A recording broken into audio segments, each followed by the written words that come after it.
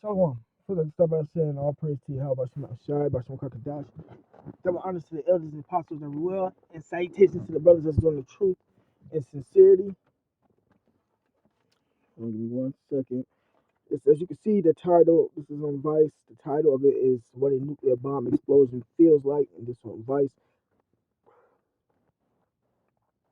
They took, this came out 2 years ago, but all it gives you information on how Esau tested um, the atomic bomb on his own people. If I'm not mistaken, it was either atomic or nuclear. But the operation that is under, because Esau always doing operations and naming the stuff that they do, is called Operation Grapple. Grapple. So give me 1 second, and then I'm gonna play this clip.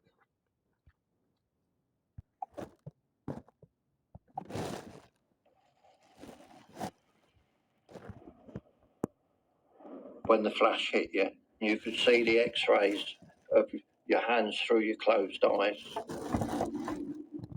To say it was frightening is an understatement. We were basically used guinea pigs. There's no other word for it.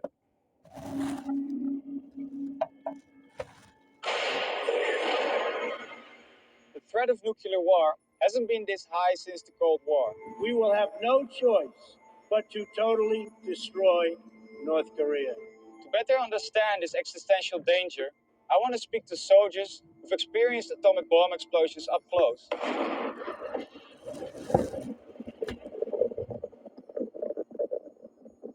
While everyone knows about Hiroshima and Nagasaki, few are aware that an additional 2,000 atomic bombs were detonated after World War II and tested on hundreds of thousands of young soldiers to prepare them for nuclear war.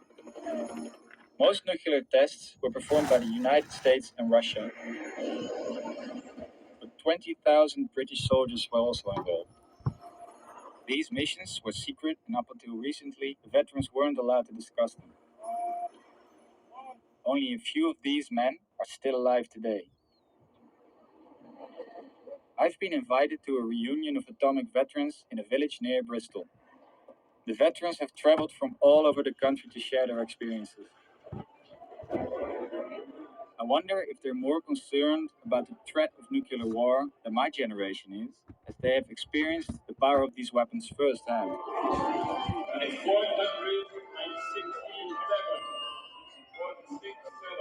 When I arrive, the room is full of old men playing bingo. Hello, I'm Western. I'm Wes. It's hard to imagine that they have seen atomic bombs detonate.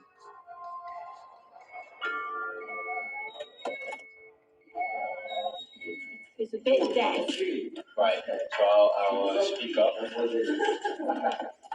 My name is Peter Barnett. Served in the area for 5 years in the Pacific for the weapons testing. My name is Douglas Hearn. When I was 21 years old, I was sent to Christmas Island and witnessed 5 nuclear detonations.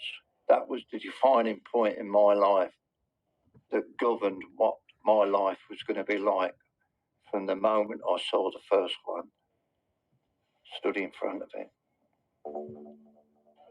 My name is David. At the age of 18, they sent me to the nuclear test site. It was utter devastation. Didn't know anything about it when we went. We didn't know what we were going to do when we went, only to be told that we would be testing bombs.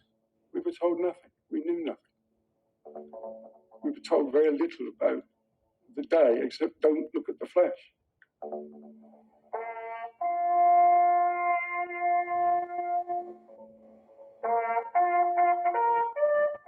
Can you describe the day that the nuclear bomb was dropped?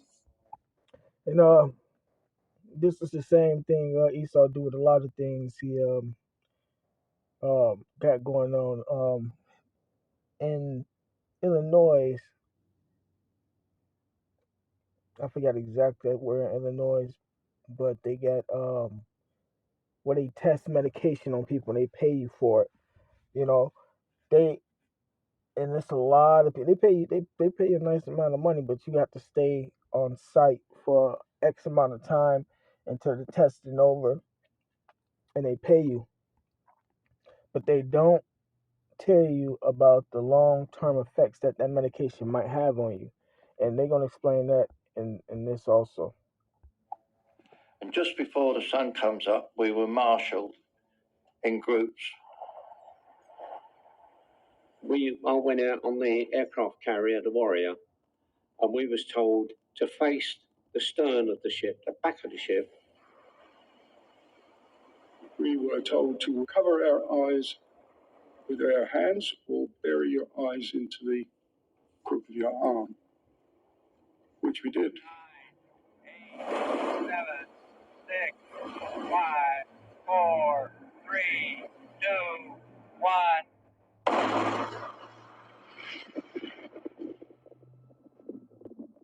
To say it was frightening is an understatement. I think it shocked us all into silence. When the flash hit you, you could see the x-rays of your hands through your closed eyes.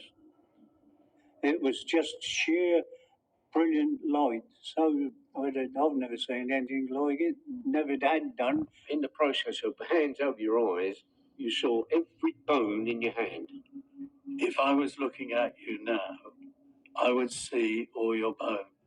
You would see all the blood vessels and everything of the bones a lot. Then the heat hit you, and that was just as if somebody my size had actually caught fire, then walked through me. It was an experience that was absolutely unearthing. It was so strange. Some of the lads would stand up, but about 30 odd seconds later, you'd get the blast, and the blast would knock you flying. And there were guys with bruises and broken limbs. We couldn't believe it. After a while, we were told that we could now stand and look up and watch the mushroom fall. You caught sight of it at 90 degrees. It was that huge. It wasn't there. It wasn't there. It was there. It was practically above you.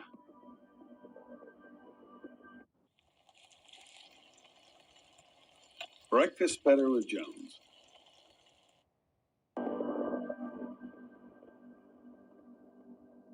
All they saw was this rising fireball, a colossal fireball just going up, and thunder, lightning, you name it.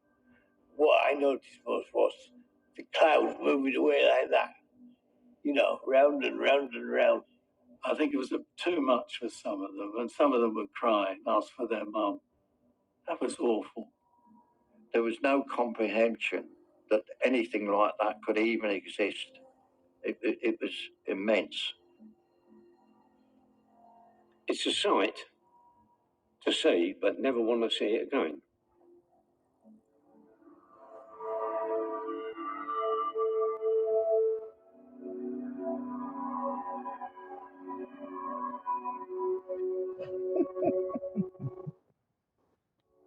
Over a 10-year test period, there were 22,500 personnel.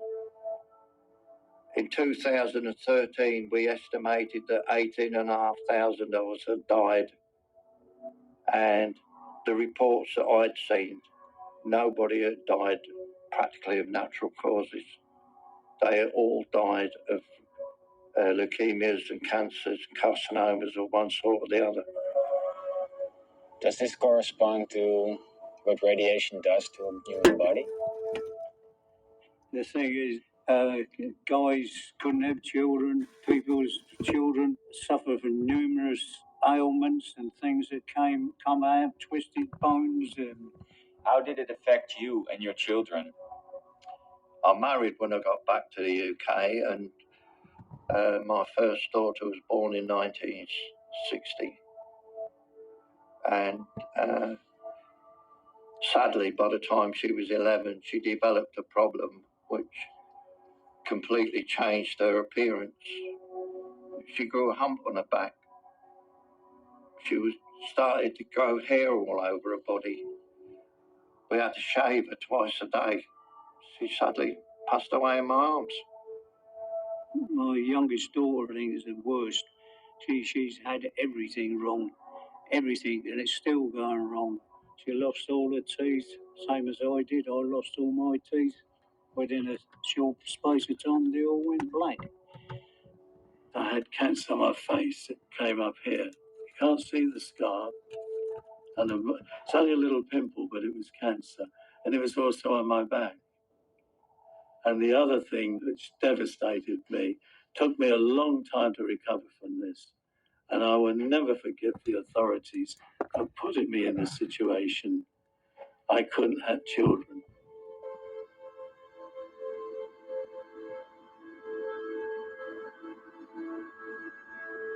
How do younger people respond to what you experienced? First of all, we were not allowed to talk about it. And it was a good number of years before we were even allowed to talk about our experience. We were never allowed to talk about our duties out there. Did you, after this happened, speak about it with your mates? No, Family? No? no. So I don't want anybody to know what we done and how we done it. The veterans say they were sworn to secrecy and couldn't talk about it until the late 90s. Not even with their families. If they did, it would amount to treason and they'd face a prison sentence. We had no compassion from anybody. We had no help from anybody. And we still have very little. And for a government to do that to its own people is absolutely disgraceful. It's outrageous. Does it feel good to now be able to talk about it? Well, it helps, doesn't it? To get over it. You're still getting over it. Yeah.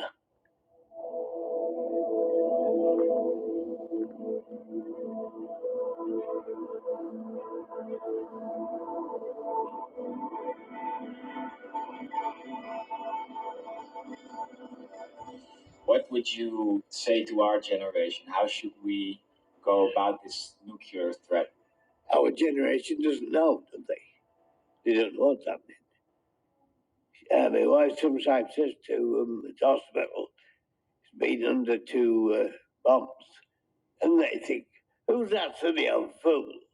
You know, what's he romancing about his being a bomb testing site? They have no idea. They have no idea about anything.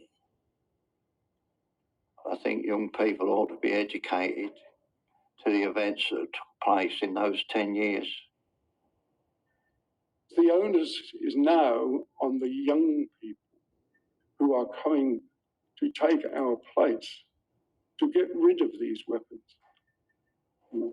Because you are the people who have got to deal with it. And the younger generations that come behind you, with the rights of education, they will do that.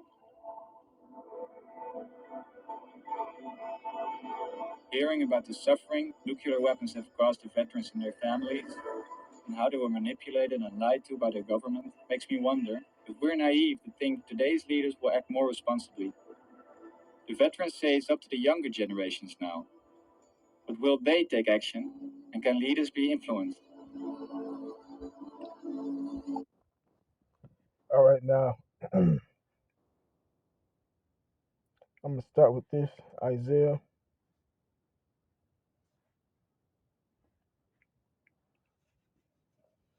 Hold on, give me one second.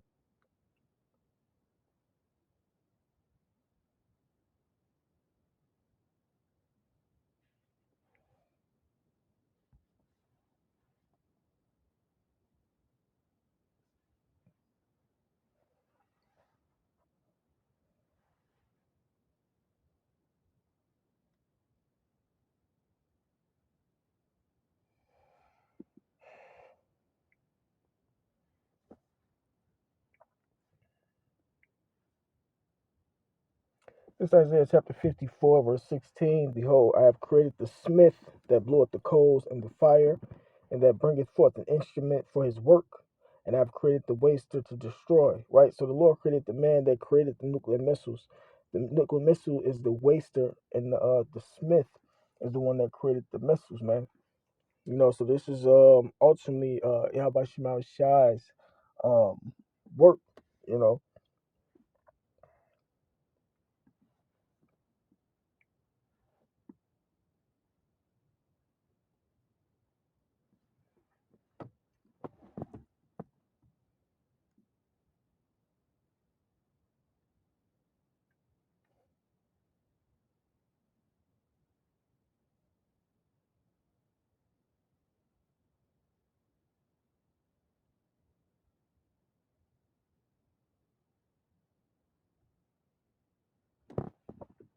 this is Revelation chapter 6,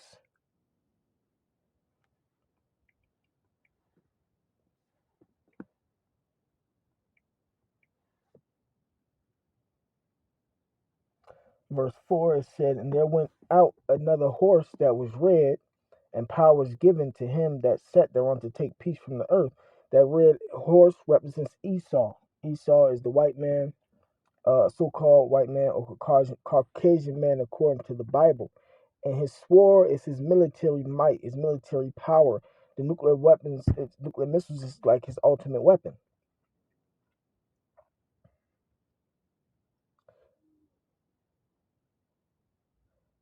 Um, or one of his ultimate weapons.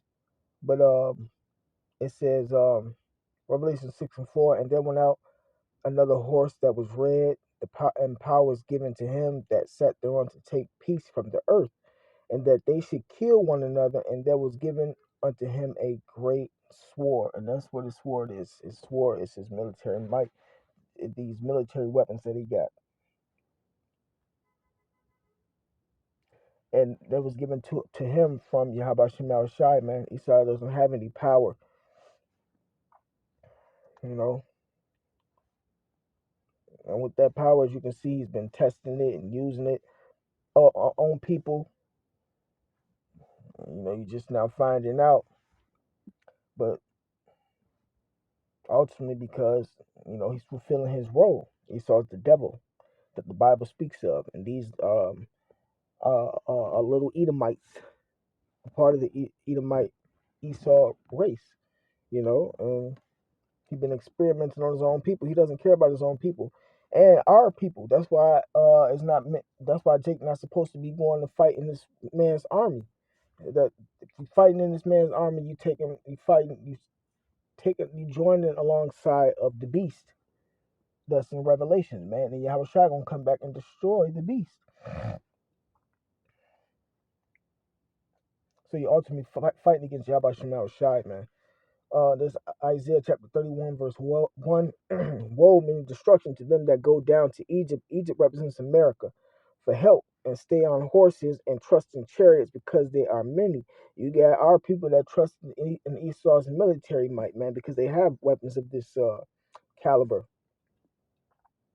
It says, and stay on horses and trust in chariots because they are many, and horsemen because they are very strong. That's Esau military, from his tanks to his F-16s. Well, they probably don't even really use those no more, but they got a lot of modernized stuff. But Raptors, and whatever the case may be, man. It says, trust in chariots because they are many, and in horsemen because they are very strong. But they look not unto the Holy One of Israel, neither seek the Lord. How about Shema Shai, man? So our people trust in Esau and his military might, and trust that he's going to fight against Yahweh Shai's return, uh, um, which is, when Yahweh Shai comes back, which is so-called Jesus Christ is coming back in a so-called UFO, so it's going to be destruction unto those that trust in his military and side against the Lord, um, and side against the Lord. Verse 2, yet he also is wise and will bring evil and will not call back his words, but will arise against the house of evildoers and against them and against the help of them that work iniquity. Right. So the Lord gonna rise up against all the nations as a whole. Now the Egyptians are men, and Egyptians represents the American people, and not God, and their horses flesh, and this is their military, and not spirit. Right. So the Lord coming back as a spiritual force, man, with power like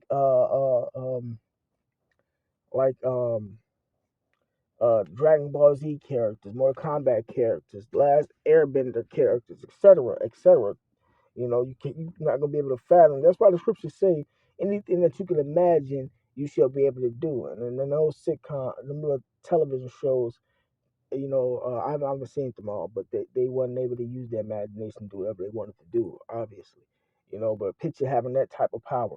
It said, with faith is the size of a mustard seed, you should be able to move a mountain.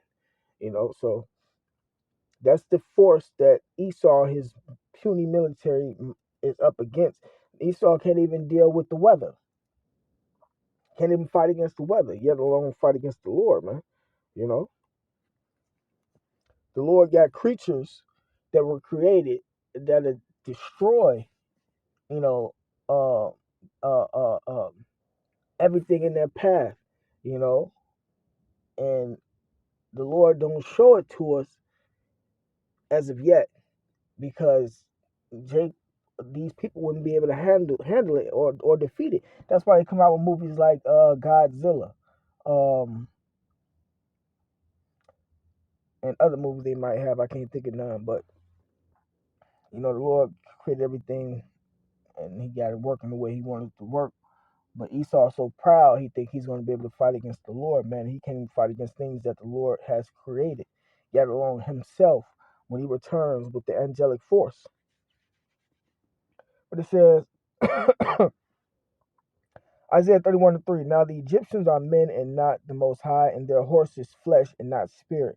When the Lord shall stretch out His hand, both he that helpeth shall fall, and he that is hopping shall fall down, and they all shall fail together. Right? Because when Yahweh comes back, he's gonna put the spirit upon the nations, because this is gonna be during the battle of Armageddon, to fight against him, because they're gonna be so afraid. But the Lord gonna put the spirit on them to fight. See how everything is still being controlled by Yahweh Shema Shai, and then He's just gonna wipe them out, man. So these missiles ain't gonna have no effect being used against the Lord, but this was just something that was given to Esau so he can control the world. You know,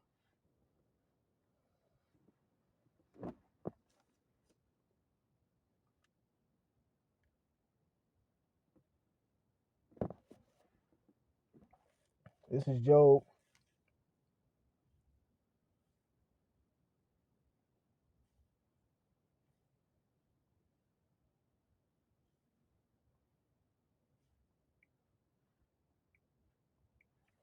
Job chapter 9 verse 4.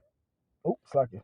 Job chapter 9 verse 24. The earth is given into the hand of the wicked. He covered the faces of the judges thereof. If not, where and who is he? Right. So the wicked is running this world, and they testing. This is a prime example of their wickedness, man.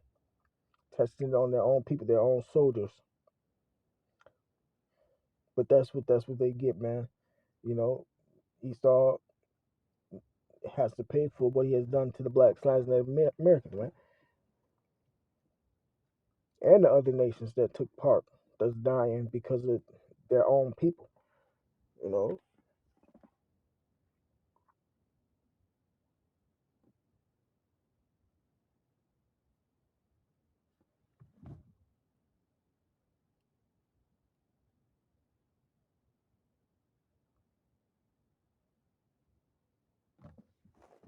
this is Sirach chapter 39,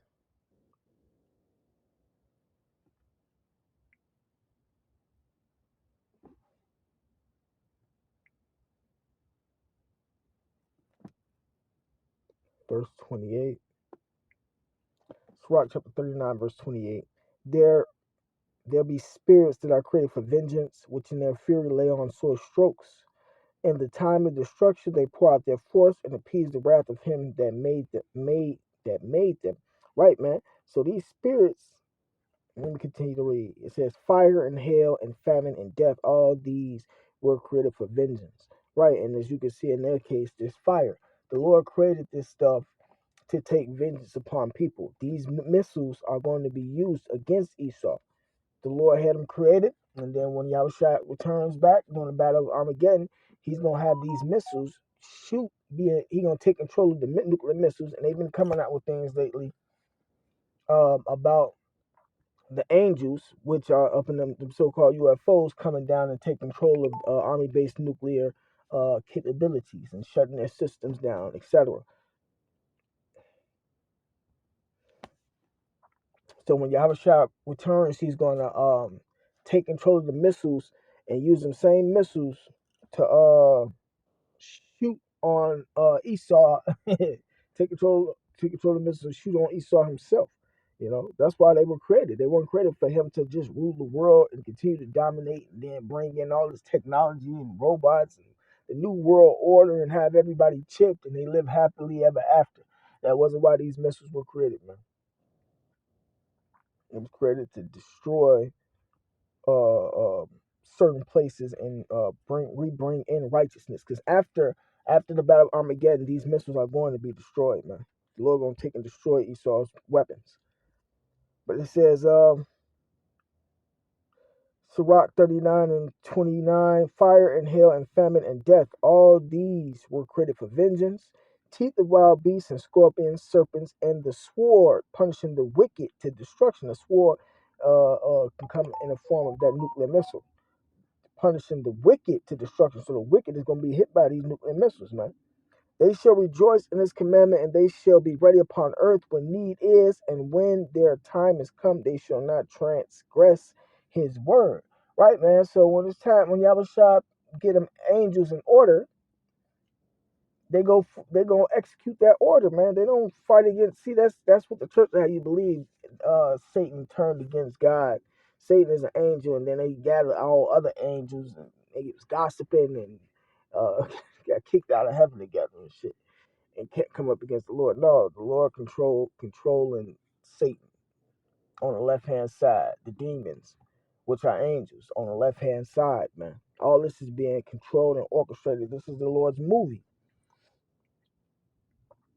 Um,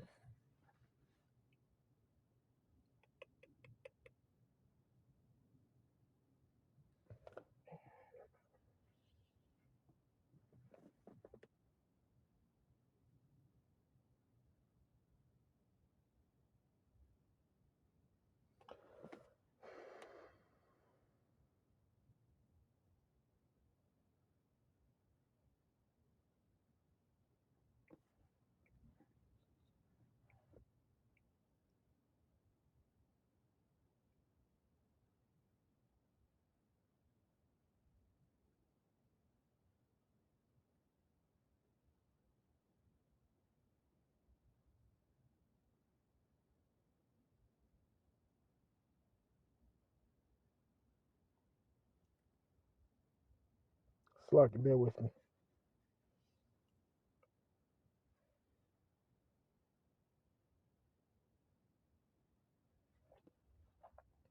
All right, this is Isaiah chapter 2, verse 1. The word that Isaiah, the son of Amoz, saw concerning Judah and Jerusalem, the Israelites, and it shall come to pass in the last days, and we living in the last days, that the mountain of the Lord's house shall be established, right? The Lord is going to reestablish Israel in their land, man, and it's going to be the kingdom of heaven. In the top of the mountains, so I can read that again. And it shall come to pass in the last days that the mountain of the Lord Yahweh's house shall be established in the top of the mountains and shall be exalted above the hills, and all nations shall flow unto it. The mountains represents governments, the hills represents nations. The Israelites are going to be established over all the nations and governments, man. And that's going to be in the kingdom of heaven. You know, heaven is going to be on earth when righteousness is reestablished, man. The Lord gonna take down all the nations and reset Israel back up in their position. It says, verse 3, and many people shall go and say, Come ye, and let us go up to the mountain of the Lord, to the house of the power of Jacob, and he will teach us of his ways. And the nation's going to have to learn all laws, statutes, commandments, not the Bill of Rights, not the Constitution, not all these laws and stuff that they get in these libraries and stuff, man. They got to learn what Moses taught the Israelites in the wilderness, man. It says, and we will walk in his paths, for out of Zion shall go forth the law and the word of the Lord from Jerusalem. And he shall judge among the nations and shall rebuke many people. And they shall beat their swords into plowshares and their spears into pruning hooks. Right. Meaning the nations are going to go in slavery. Uh, they're going to be farming and all of that. All their weaponry is going to say it. Nation shall not lift up sword against nation, neither shall they learn war anymore. Right, so war going to be done away with. All that weaponry that they have is going to be destroyed, man. And it's a precept that says that. I have to find that one. I thought this one was it.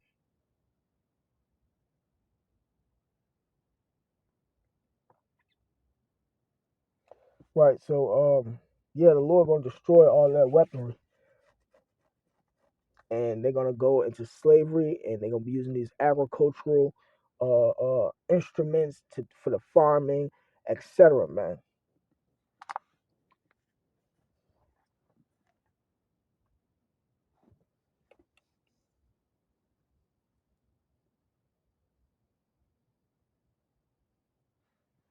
and with that being said, I'm going to go ahead and I'm gonna go ahead and end it right here, man. With that being said, man, call law, yeah, Bashmal Shai, them honest to the elders and the apostles that we will, and salutations to the brothers that's doing the truth and sincerity. Shalom.